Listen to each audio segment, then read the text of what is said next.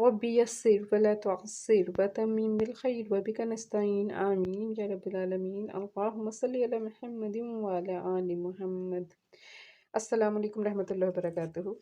آج ہم سورۃ البقرہ اسٹارٹ کرنے جا رہے ہیں۔ آیت نمبر اس کی 1 اور 2 سے شروعات کرتے ہیں۔ بسم اللہ الرحمن الرحیم۔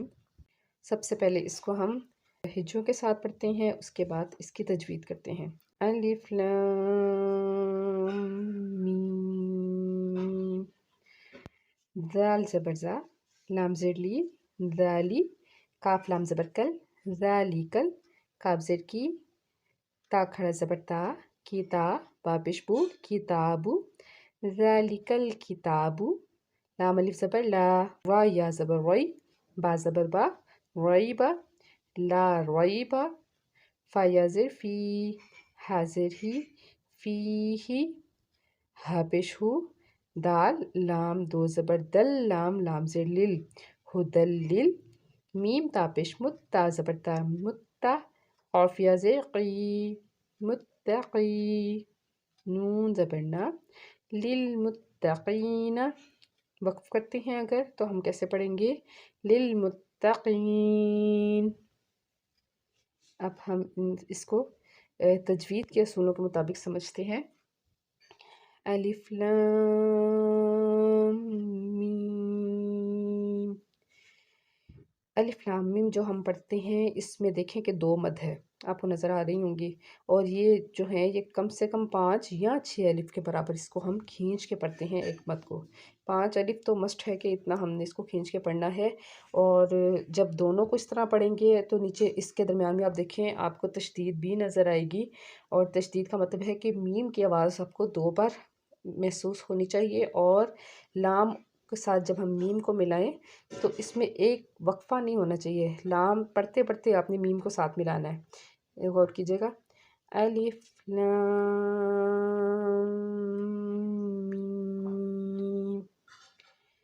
جی اس کے بعد ہے ذالکا، ذال جو ہے وہ نرمی سے پڑھتے ہیں اور اس کے اوپر کھڑا زبر ہے، اس کا مطلب ہے ایک الف کے برابر کھینچ کے پڑھا جائے گا۔ لام زیر لی، لام بھی باریک پڑھا جاتا ہے، اور اس کے بعد ہے کاف، لام زبر کل، کاف کو بھی نرمی سے پڑھنا ہے، اس کاف کو اور لام کو بھی۔ ذالکل، کاف آگے ہے کاف، پھر کاف آ رہا ہے، اس کاف کو بھی ہم نرمی سے ہی پڑھتے ہیں۔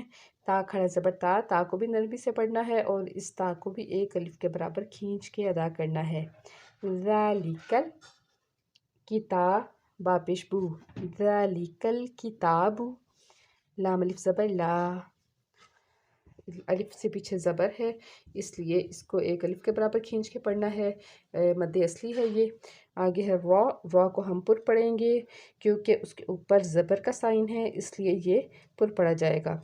آگے ہے یا، را یا زبر روئی، یہاں پہ یا لین کا قاعدہ ہو رہا ہے، یعنی کہ یا سے پیچھے زبر ہو تو یا لین کا قاعدہ ہوتا ہے، اور اس کو ہم معروف طریقے سے پڑھیں گے، اس میں ہم غنہ نہیں کریں گے۔ روئبہ، با زبر با، ویبا، لا ویبا۔ اچھا اس کے بعد آگے وقف جائز کا سائن ہے، یہاں پہ ہم سٹاپ بھی کر سکتے ہیں اور ملا کے بھی ہم پڑھ سکتے ہیں۔ آگے ہے فا یا زیر فی، حاضر ہی، یا سے پیچھے زیر ہے، اس کا مطلب ہے مد اصلی ہے اور اس کو ہم ایک الف کے برابر کھینچ کے پڑھیں گے، یا مدہ کا قاعدہ ہے۔ آگے حاضر ہی حرف حلقی کا حرف ہے، حلقے نچلے حصے سے اس کو ادا کرتے ہیں۔ اس کے آگے پھر وقف جائز کا جیم آپ کو نظر آ رہا ہوگا۔ اچھا ان دونوں میں ہم چاہیں تو ہم دونوں پہ سٹاپ کر دیں، یا ہم ایک پہ سٹاپ کر لیں اور ایک کو ہم پڑھ لیں۔ اس کے بعد ہم لفظی ترجمہ اور با محاورہ ترجمہ بھی ساتھ ہی کرتے ہیں۔ الف لام میم، ذالکا یہ، الکتاب کتاب ہے، لا ریبہ نہیں شک، فیہ اس میں، یہ کتاب ہے اس میں کوئی شک نہیں، ھدی للمتقین ہدایت ہے، للمتقین پرہیزگاروں کے لیے، یہ پرہیزگاروں کے لیے ہدایت ہے۔ اب اس کو ہم گرامر کے اصول کے مطابق دیکھتے ہیں کہ ذالکا، ذالکا یہ آپ کے سامنے اس کی لسٹ ہے تاکہ آپ ایک نظر دیکھ لیں، آپ کو اس کا آئیڈیا ہو جائے کہ ان کو ہم کیسے پڑھ سکتے ہیں؟ اس میں اشارہ جو قریب ہے نزدیک اسما کے لیے، اس کے لیے یہ کے معنی ہوتے ہیں ہاذا ہاذانی ہاؤلائی، ہاذہ ہاتانی ہاؤلائی۔ اور اس میں اشارہ بعید جو ہے وہ بھی 6 ہیں، کون سے؟ ذالکا، ذانکا، اولئکا، تلکا، تانکا، اولئکا۔ جو پہلے 3 ہیں وہ مذکر کے لیے ہیں، اور جو نیچے والے 3 تھے وہ مؤنث کے لیے تھے۔ اور یہاں پہ ہم نے پڑھا ذالکا، اس کا بیسیکلی میننگ تو ہے وہ، مگر یہاں پہ جب ہم نے اس سے مراد قرآن پاک لیا تو پھر اس کے میننگ یہ کے ہوں گے، اسپیشل ایک اس میں کوالٹی کے لیے کہ قرآن کی بات چل رہی ہے، اس لیے اس کا مطلب ہے یہ خاص بات، ٹھیک ہے۔ اور یہ ہے اس میں اشارہ ذالکا۔ آگے جو ہے الکتاب، اس کو ہم کہیں گے کہ یہ مشار علیہ ہے، یعنی کہ وہ چیز جس کی طرف اشارہ کیا گیا ہے، مشار علیہ۔ اور اس کے آگے ہے لا۔ لا کا مطلب ہے کہ یہ ہے لا نفی جنس، اور یہ وہ والی نفی ہے جو بہت ہی اسٹرانگ نفی ہوتی ہے کسی بات پہ، کہ جو ہرگز نہیں ہو سکتی، یعنی کہ اس میں کوئی گنجائش ہی نہیں ہے، کوئی شک ہی نہیں ہے اس بات کی۔ آگے ہے جو لفظ ہے وہ بھی سیم اسی میننگ میں ساتھ اٹیچ ہو رہا ہے، لا ریبہ۔ اس کا مطلب کیا ہے؟ شک، اور جب لا ساتھ لگ گیا تو کیا بن گیا؟ اس میں کوئی بھی شک نہیں، بالکل بھی اس میں شک نہیں کسی چیز میں، ٹھیک ہے، لا ریبہ کا میننگ۔ اور جب ریبہ کو ہم دیکھتے ہیں تو ہمیں پتہ چلتا ہے اس کے اوپر زبر ہے، یعنی کہ وہ حالت نصب میں ہے، اور یہ کیوں ہے؟ کیونکہ یہ لا کا اسم ہے، لا نفی جنس کا یہ اسم کہلاتا ہے۔ آگے ہے فی ہی، یہ جار ہے، اور آگے جو ہی ساتھ اٹیچ ہے یہ مجرور ہے، یعنی کہ جار مجرور ہے، اور یہ قائم مقام ہے خبر لا جنس کا۔ اس کے آگے ہے خدن۔ خدن، اس کے سب سے پہلے روٹ ورڈز دیکھتے ہیں، ہا دالیا، اور یہ مصدر ہے، اس میں مصدر ہے، اور یہ باب ضربہ سے ہے، ضربہ یضربو سے ہے۔ اس کے بعد ہے للمتقین، جو لام آپ کو پہلے نظر آ رہا ہے یہ ہے حروف جار، اور آگے ہے متقین۔ متقین جو ہے وہ اس میں فاعل ہے، یعنی کہ کام کرنے والے کا ذکر ہو رہا ہے، اسم الفاعل ہے، اور اس کے روٹ ورڈز ہیں واو، قاف، یا، اور یہ باب الافتعال سے ہے، اور اس کی حالت جو آپ کو نظر آ رہی ہے یہ کس سچویشن میں ہے؟ یہ مجرور ہے، تو یہ کیا بن گیا؟ جار مجرور، اور یہ متعلق ہے ہدن کے۔ اچھا، جو پہلے تھا لا ریب فی، سب سے پہلے جو ذالک الکتابہ ہے وہ کیا ہے؟ وہ مبتدا ہے، اور اس کے بعد لا ریب فی ہی یہ خبر ہے، جو پہلے مبتدا تھا دوسرا اس کی خبر ہے، اور اس کی دوسری خبر کہلائے گی ہدی للمتقین، تو یہ کیا ہے؟ یہ خبر نمبر 2 ہے، تو یہ اس حساب سے یہ جملہ اسمیہ کہلائے گا۔ اس کے علاوہ یہ جو ہدن ہے یہ مذکر ہے، اور عدد میں یہ واحد ہے، وسط میں یہ نکرہ ہے، اور اس کی حالت جو ہے وہ مرفوع ہے۔ دیکھنے میں تو یہ آپ کو حالت نصب میں لگ رہا ہے، مگر یہ اس کی جو بیسیکلی ہے یہ مرفوع حالت میں ہے۔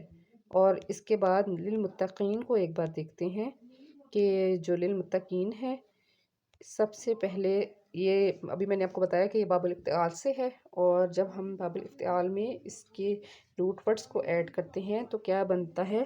مفتعل اور متقین۔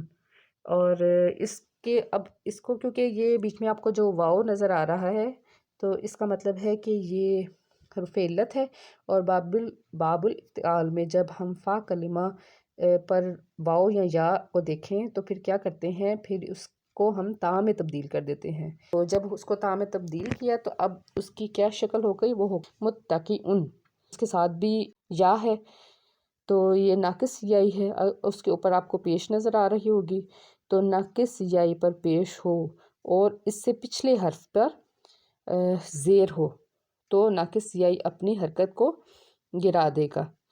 تو یہ دیکھیں کہ متقین میں جو آپ کو یا کلمہ نظر آ رہا جہاں آپ کو یا نظر آ رہا ہے اس سے پیچھے آپ کو زیر نظر آئے گی، تو پھر کیا ہوگا کہ جو 2 پیش ہیں اس کو ہم نے جب گرا دیا تو کیا بن گیا؟ متقی۔ پھر اس میں کیا چینج آئے گا؟ کیونکہ یا کے اوپر اب کوئی سائن نہیں ہے اور قاف کے نیچے آپ کو زیر نظر آ رہی ہے، اب اس کی کیا شکل ہے؟ متقیین۔ جب مادے کا حرف علت اور صیغے کا حرف علت اکٹھے ہو جائے، اب یہاں آپ کو دو یا نظر آ رہے ہیں، تو اگر مادے کا حرف علت اور صیغے کا حرف علت جو ہے وہ اکٹھے ہو جائیں تو پھر جو مادے کا حرف ہوگا وہ گر جائے گا، تو پھر صیغے کا حرف جو ہے وہ علت کے پچھلے حرف پر اگر زبر ہو تو وہ برقرار رہے گی، لیکن اگر زیر یا پیش ہو تو وہ حرف علت کے موافق حرکت میں تبدیل ہو جائے گی۔ اب اس کی شکل ہے متقین، ٹھیک ہے۔ سب سے پہلے تو اس سورۃ مبارکہ کے ہم فضائل دیکھتے ہیں۔ مسند احمد، صحیح مسلم، ترمذی اور نسائی میں حدیث ہے کہ رسول اللہ صلی اللہ علیہ وآلہ وسلم کا ارشاد ہے کہ اپنے گھروں کو قبریں نہ بنائیں۔ جس گھر میں سورۃ البقرہ پڑھی جائے وہاں شیطان داخل نہیں ہو سکتا۔ امام ترمذی میں حدیث ہے، رسول اللہ صلی اللہ علیہ وآلہ وسلم نے فرمایا کہ جس گھر میں سورۃ البقرہ پڑھی جائے وہاں سے شیطان بھاگ جاتا ہے۔ ایک اور جگہ پہ ارشاد ہے، ہر چیز کی اونچائی ہے اور قرآن پاک کی اونچائی کیا ہے؟ سورۃ البقرہ۔ حضرت عبداللہ بن مسعود رضی اللہ تعالیٰ عنہ کا فرمان ہے کہ جو شخص سورۃ البقرہ کی پہلی 4 آیتیں اور آیت الکرسی اس کے بعد 2 آیتیں اس کے بعد کی، یعنی کہ آیت الکرسی کے بعد 2 آیات اور اس کے بعد سورۃ البقرہ کی آخری 3 آیتیں جو سب سے آخری کی ہیں، یہ کل ملا کے ہو جاتی ہیں 10۔ جو رات کے ٹائم ان آیات کو پڑھ لے اس گھر میں شیطان اس رات نہیں آ سکتا اور اسے اور اس کے گھر والوں کو اس دن شیطان یا کوئی بری چیز نہیں ستا سکتی۔ رسول اللہ صلی اللہ علیہ وآلہ وسلم نے فرمایا کہ سورۃ البقرہ سیکھو اور اس کو حاصل کرنا برکت ہے اور اس کا چھوڑنا حسرت ہے، جادوگر اس کی طاقت نہیں رکھتے۔ مدنی صورت ہے سورۃ البقرہ، مدنی صورت ہے اور اس کے جو آیات ہیں وہ 286 ہیں، اس کی آیات جو ہیں وہ 286 ہیں، ٹھیک ہے۔ اور الف لام میم، جب قرآن پاک نازل ہوا تو ظاہری بات ہے کہ اہل عرب کی زبان تھی، ترجمے کی تو سمجھ ان کو فوراً وہ سمجھ جاتے تھے بات کو، مگر جیسے الف لام میم ہے، اس طرح کافی جگہوں پہ کافی آیات میں اس طرح کی حروف مقاطعات اس کو کہتے ہیں، کافی صورتوں میں ہے، 6-7 صورتوں میں ہے، تو عرب نے اس لیے اعتراض نہیں کیا ان کو سمجھنے میں، کیونکہ جو اس دور میں جو خطیب تھے یا شاعر تھے تو ان کی وہ جب بھی اس طرح کوئی کلمات ایک شاعری کے طور پہ ادا کرتے تھے ان میں اس طرح کے حروف کو استعمال کرتے تھے، اس لیے ان کے لیے کوئی نئی بات نہیں تھی، اس لیے انہوں نے اس کے اوپر کوئی تبصرہ نہیں کیا، اور ان کے جو ترجمہ ہے وہ کہیں پہ بھی آپ کو نہیں ملے گا، یہ اللہ تعالیٰ کا راز ہے، یہ اللہ ہی جانتے ہیں کہ تو اس کو کیا کہتے ہیں، حروف مقاطعات، ٹھیک ہے۔ اور اس کے بعد جو ہے ذالک الکتاب لا ریب فیہ، اس کو سمجھتے ہیں۔ ذالکہ کے معنی جو ہے یہاں پہ ھذا کے طور پہ یوز ہوئے ہیں، جیسے میں نے آپ کو پہلے بتایا کہ اس کو یہاں پہ ہم یہ کے میننگ میں استعمال کریں گے، سمجھیں گے۔ اور کتاب سے مراد جو الکتاب، ال کا مطلب ہے خاص، اس میں معرفہ یہ کہلائے گا، جس نام کے ساتھ اسم کے ساتھ جب ال لگ جاتا ہے تو اس کا مطلب ہے کہ خاص بات ہے، اس میں کوئی خاص چیز ہے، تو الکتاب سے مراد ہے خاص کتاب، تو یہاں پہ کتاب سے مراد کیا ہے؟ قرآن مجید۔ اور جن لوگوں نے کہا کہ ذالک الکتاب کا اشارہ توریت اور انجیل کی طرف ہے، انہوں نے انتہائی بھول بھلائیوں کا راستہ اختیار کیا اور بڑی تکلیفیں اٹھائیں اور خواہ بلا وجہ وہ بات کہی جن کا انہیں علم نہیں۔ اور اس کتاب میں جو ہے ریبہ کے معنی شک و شبہ کے ہیں، اور جو آگے لگ گیا اس سے پہلے لا، تو وہ لا یہ بتا رہا ہے کہ اس میں کسی قسم کا کوئی شک نہیں ہے۔ قرآن پاک تمام جہانوں کے پالنے والے اللہ کی طرف سے ہے، یعنی اس میں شک نہ کرو، یہ اللہ تعالیٰ کی طرف سے ملنے والی کتاب ہے۔ بعض قاری صاحبان کے نزدیک لا ریبہ پہ وقف کرتے ہیں اور فیہ ھدی للمتقین کو الگ جملہ پڑھتے ہیں، لیکن لا ریبہ فیہ پر ٹھہرنا بہت بہتر ہے قاری صاحبان کے نزدیک۔ اللہ تعالیٰ نے فرمایا قُلْ هُوَ لِلَّذِينَ آمَنُوا هُدًى وَشِفَاءٌ، یعنی یہ قرآن ہدایت اور شفا ہے ایمان والوں کے لیے، اور بے ایمانوں کے لیے، بے ایمانوں کے کان بوجھل ہیں اور آنکھیں اندھی ہیں، اور یہ بہت دور سے پکارتے ہیں۔